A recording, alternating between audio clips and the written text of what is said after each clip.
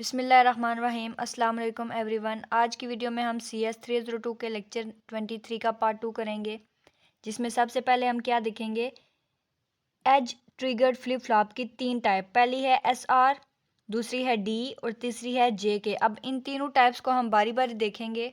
पहली टाइप है वो है edge triggered SR flip flop. इसमें क्या होता है कि हमारे पास एक इस तरह की सर्किट दिया जाता है, ये है हमारे पास पॉजिटिव और ये है नेगेटिव। ये कैसे पता चलेगा? बाकी सारी चीज़ें एक जैसी है। यहाँ पे अगर आप नोट करें तो यहाँ पे नॉट गेट लगा हुआ है और यहाँ पे नहीं लगा हुआ, जो बता रहा है कि ये पॉजिटिव फ्लिप फ्लॉप है और ये नेगेटिव फ्लिप फ्लॉप है। सेकंड फॉर्म आती है edge trigger D flip flop. इसमें क्या होता है, इसी तरह ये दो में डायग्राम्स दी जाती हैं, लेकिन इसमें SR की जगह D होती है इनपुट और क्लॉक होती है। यहाँ पे भी D होती है और क्लॉक इनपुट होती है।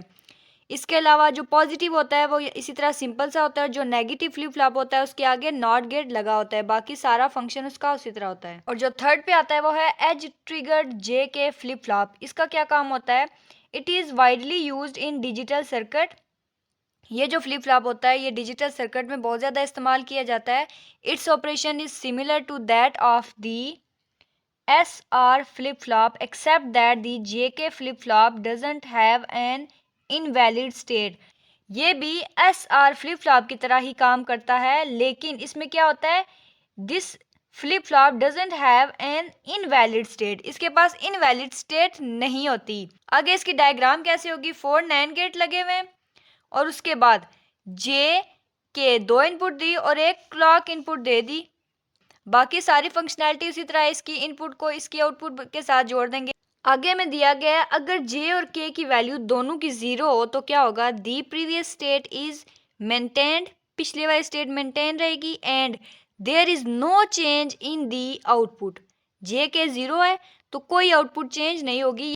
लेकिन अगर J 0 हो और K 1 हो जाए तो फिर क्या होगा, दी JK flip flop irrespective of its earlier state is rest to state, Q is equal to 0 and Q not is equal to 1। ये भी आपके पास क्विज है।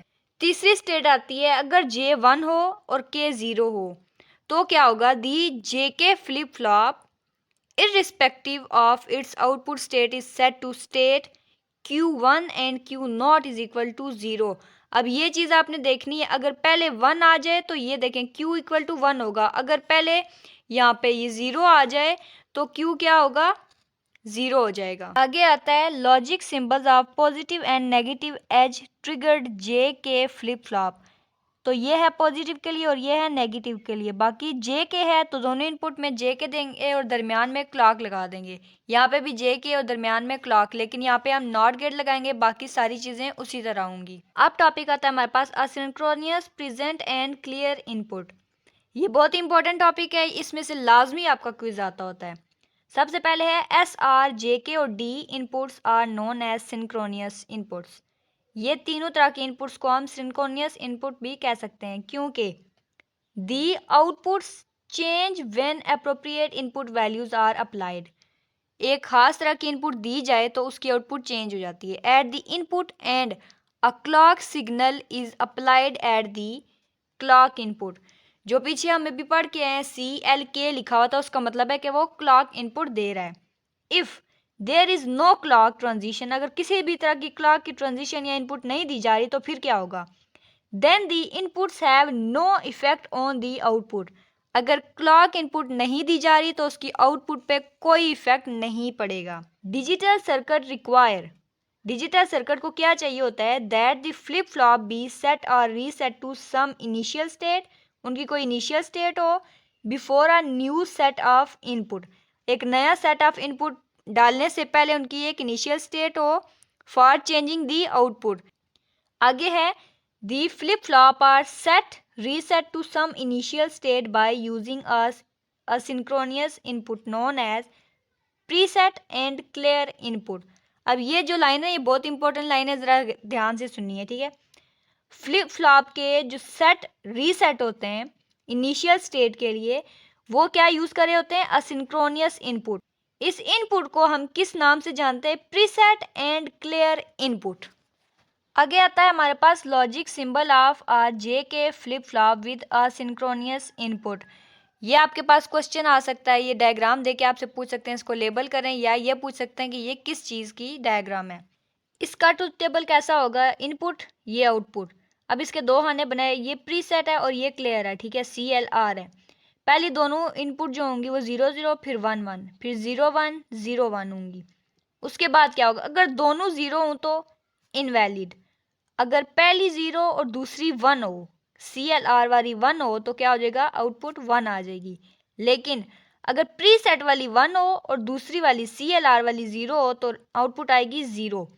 अगर दोनों 1 हो जाएंगे तो क्या होगा, क्लॉक्ड ऑपरेशन।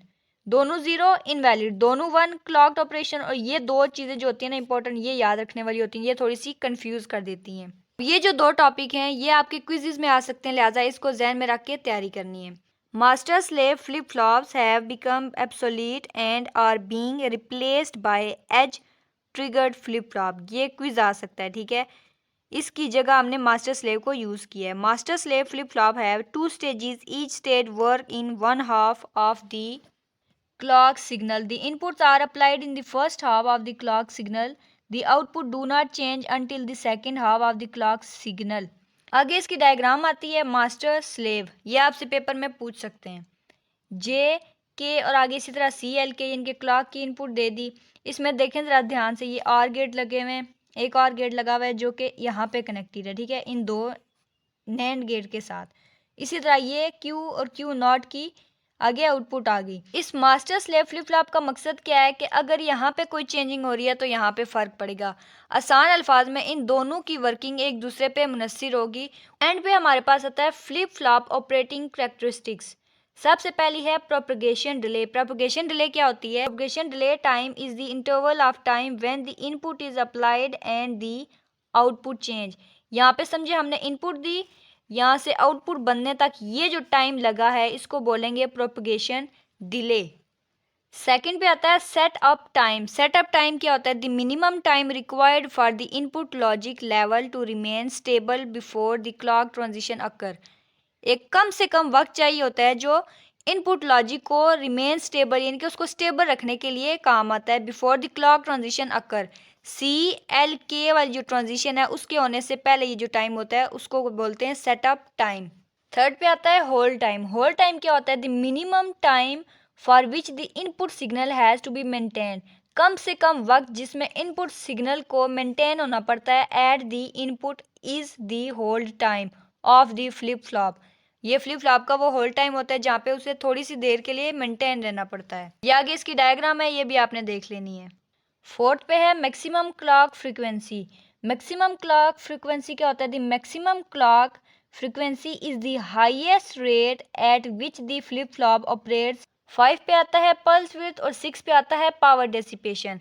पावर डेसिपेशन से रिलेटेड मैंने कुछ क्वेश्चन देखे हैं, ये आपका न्यूमेरिकल आया हुआ था और ये फार्मूला भी है। लेक्चर नंबर 23 बहुत ही ज़्यादा लेंथी था इसलिए मैंने इसके कुछ इंपॉर्टेंट टॉपिक्स करवाए हैं, लेकिन इसका मतलब ये नहीं है कि बाकी जो चीज़ें आपको नहीं करवाई गई उनको छोड़ दिए जाए।